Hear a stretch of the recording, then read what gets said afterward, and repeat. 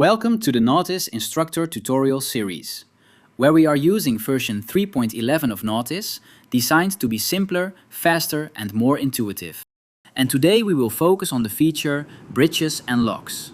Now there is an easier way to access and control infrastructure during an exercise. To find the panels with bridge controls, we need to first go to Infra, then choose the bridge we want to control. In the small pop-out window here, we can change the traffic lights. After switching them to green, we click on the middle icon and choose Open from a drop-down menu. If you don't want to wait, you can also use Instant Close option from the drop-down menu. Now let's look at locks. In the list, choose the right lock and open this panel. Click the button of the gate and click Open to open the gate. You can close the gate in the same panel.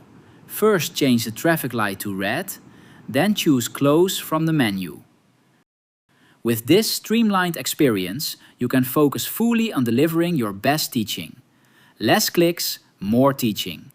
Discover more tutorial videos on our YouTube channel.